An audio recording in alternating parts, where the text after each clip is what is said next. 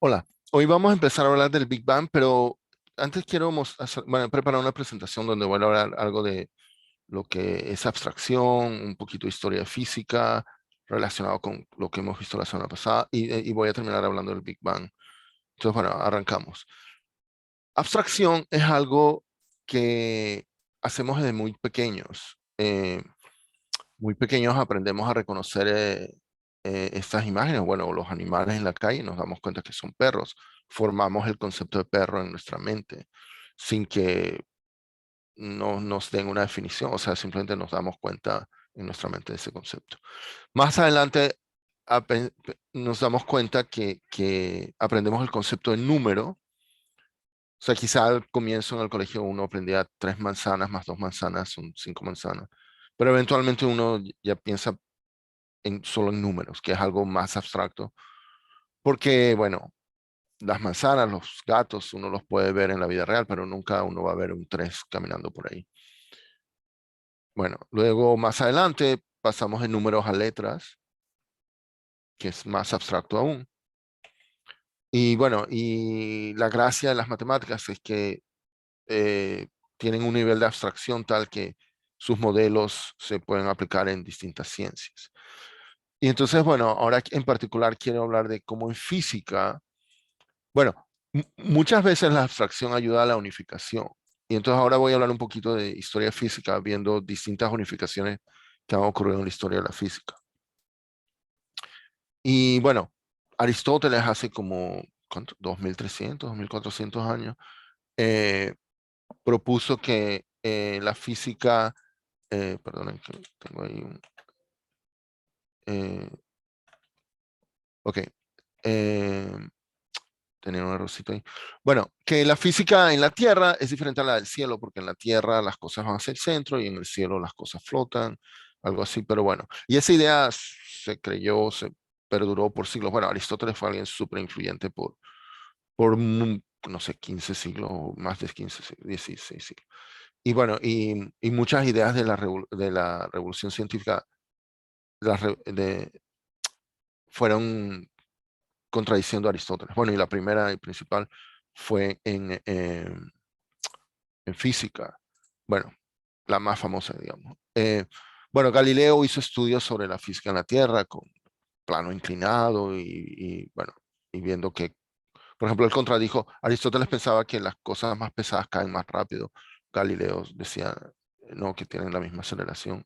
O sea, obviando la fricción, la resistencia al aire. Bueno, y Kepler y bueno, y muchos otros, ¿no?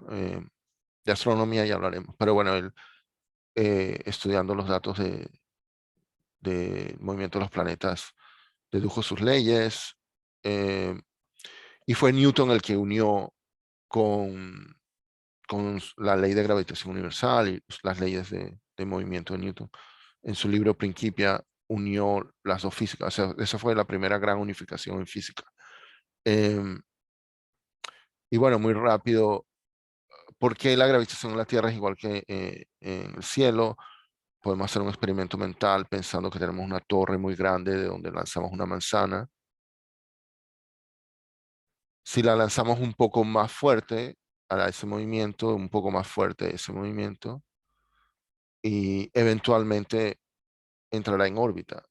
Y eso es lo que hace la Luna, eh, y lo que hacen los satélites artificiales que mandamos. O sea, la gran hazaña de Newton fue darse cuenta que la misma gravitación que hace que las manzanas, bueno, todo vaya hacia el centro de la Tierra, acá en la Tierra, también hace que las cosas que parece que flotan, en realidad no flotan, están constantemente cayendo. En fin.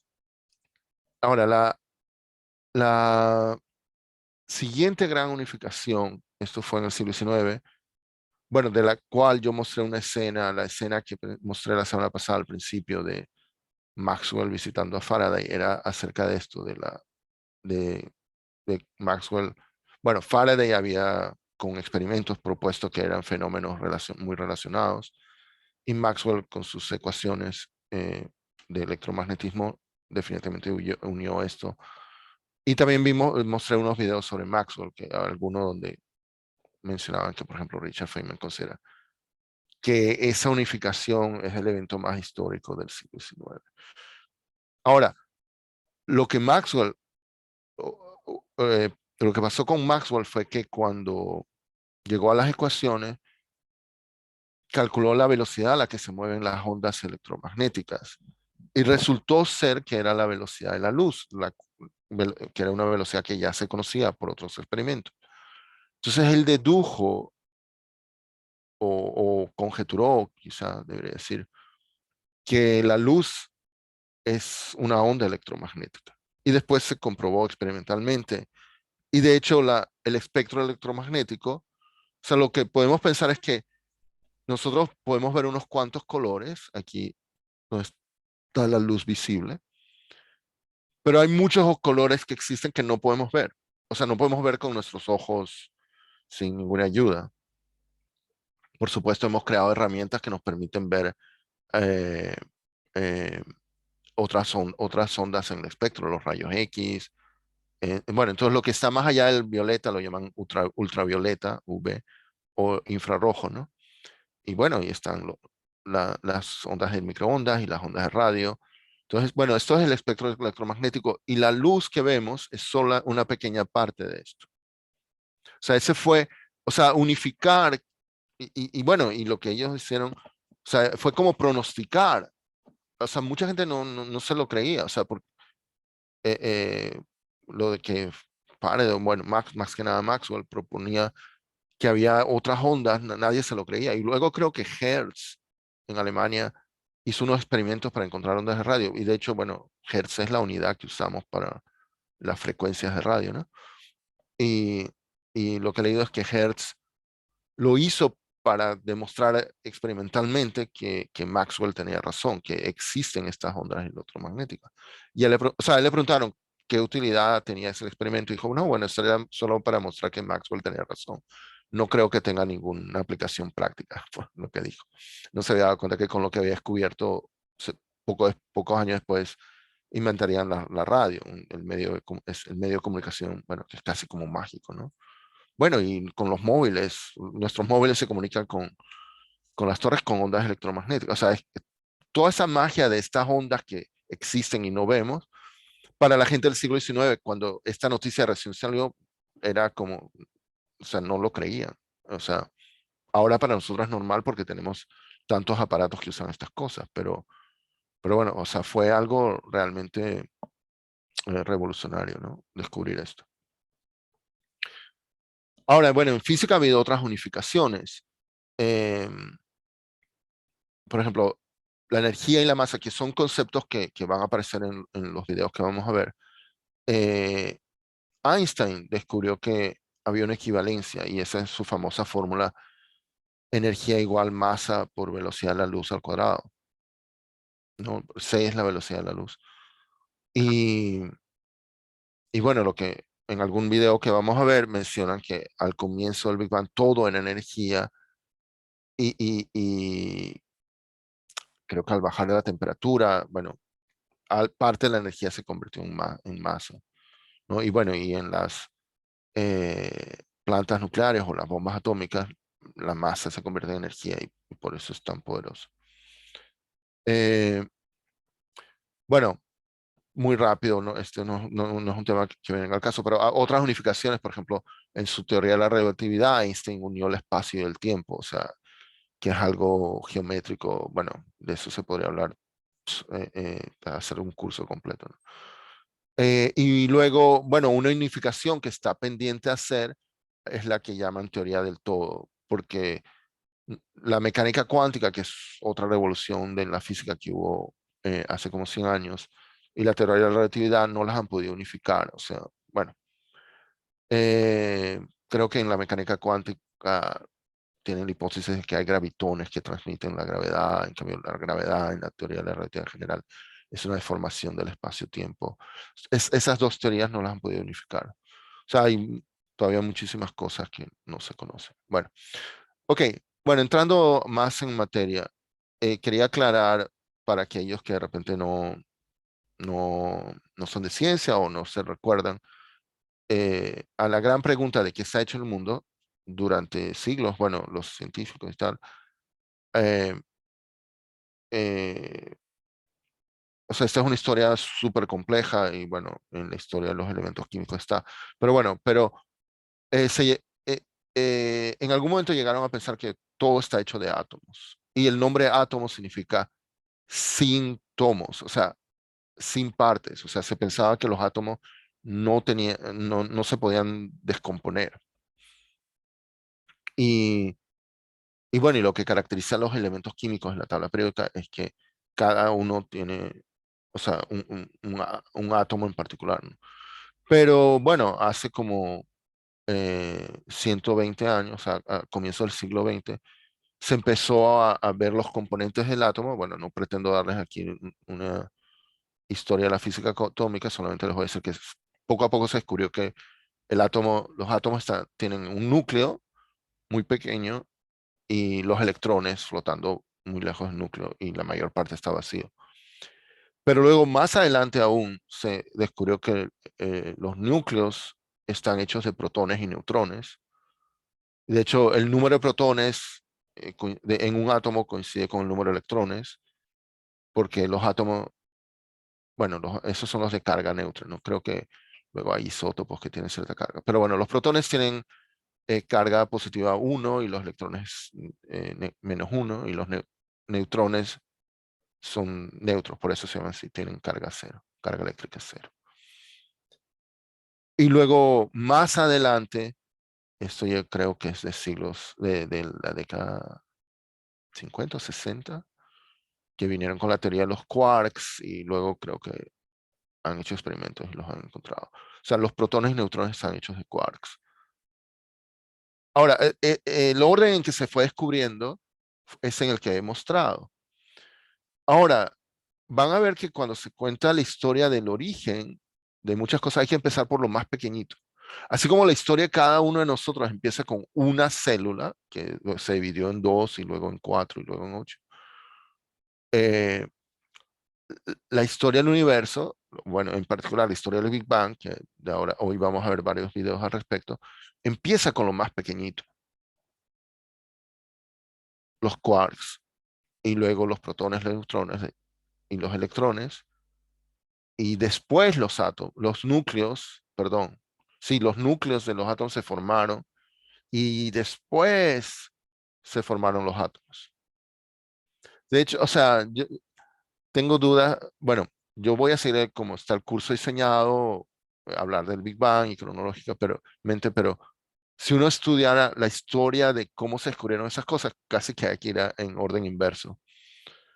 Eh, en fin, el caso es que, eh, bueno, miren, este diagrama muestra eh, que, bueno, aquí tienen el Big Bang. En la parte del Big Bang mencionan fluctuaciones cuánticas. Hay una época que la llaman la época de inflación.